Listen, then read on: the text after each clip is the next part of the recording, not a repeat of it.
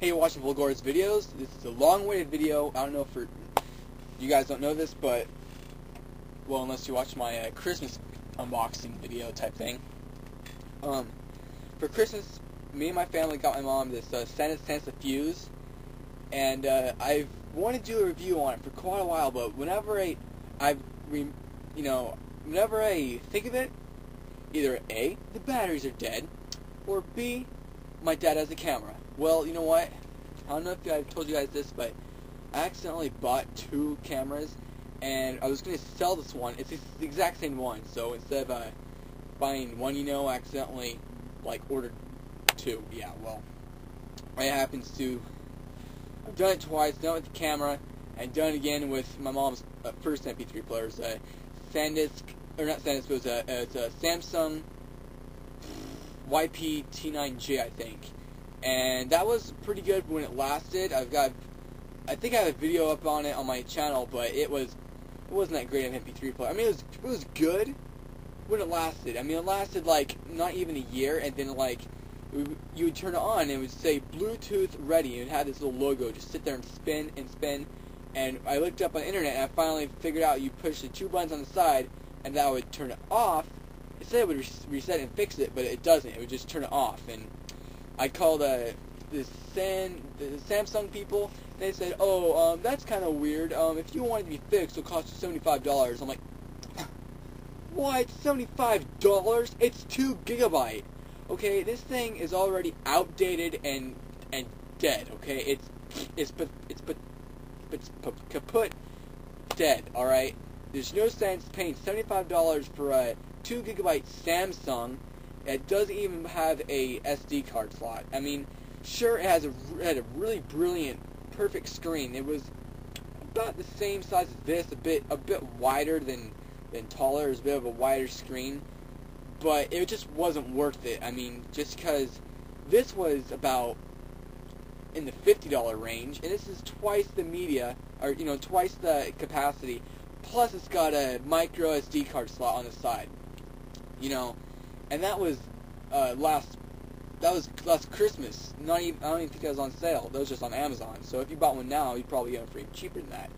For 4 gigs, and most people only need 4 gigs. Most people, if they get an iPod Touch, this is what I hate about iPod Touches. I mean, I really like the iPod Touches, but it's not that I don't like Touch. It's the people. Look at an iPod Touch, and they only put one video on it, or maybe 3 videos. Most people get an iPod Touch, and they'll put a few videos on it. And that's not what the iPod Touch is for. It's sure you can play music and apps on it, but it's got a big screen for a reason, to watch videos. But anyways, let's get to this review before I lose track of time and whatever. Batteries die. Okay, 3 minutes into the video. Just a second. Alright, here we go. Can't really see that, so I'm gonna... Alright, so it's put in English. I don't know why it goes to language with America. Alright, so here it is. It's got this blue ring thing going on. If you kind of look at it, you might be thinking, oh geez, that looks like an iPod Nano ripoff from last year.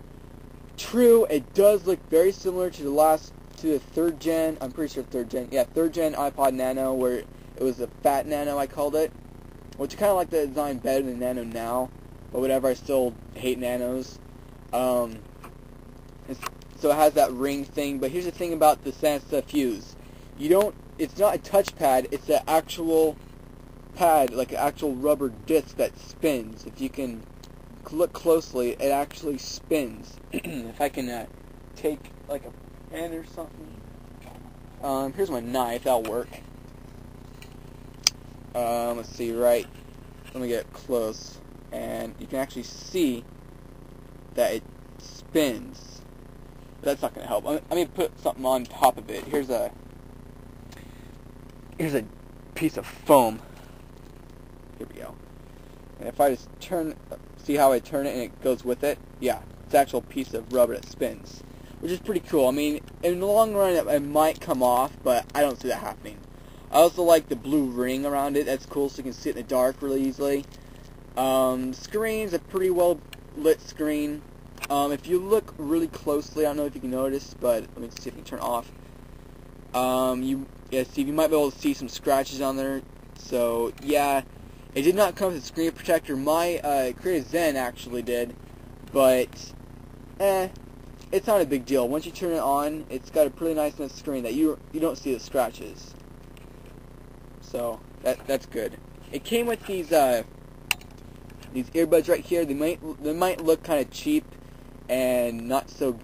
You might think they wouldn't sound too good. Most people, at least iPod users, mostly they keep their earbuds that come with their iPod and they don't upgrade it at all, which bugs me. You know, it's like a bad itch. I mean, most earbuds that come with your MP3 player just suck. They're horrible. Get rid of them and get some better ones. But with the Sansas, that's not true. These actually sound pretty decent. I'm gonna play a song. We go to. Well, I'm gonna play a song. Play all. Here's Elvis Presley. Turned up. You turn this left and right to access your volume. Up is play pause. That's a quiet song, actually. That's a quiet song. Why is it Elvis Presley songs are always quiet? Albums. Let's play Americana. There we go. I like Offspring. Here we go. They might not be the loudest earbuds around, but they certainly sound pretty decent for being included with their MP3 player.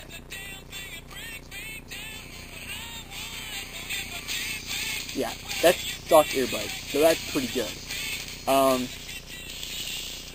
So let me pause it so we can get back to the review. So you turn left, if you turn down, turn right, turn up. If you press down, it'll bring up a little pop-up music option menu. Go back to music list, blah blah. You can press down again and go add to go list, which if you can do the same thing with the iPod. You press up and the center button, but with this you just press down and then go to add to go to list. Rate song.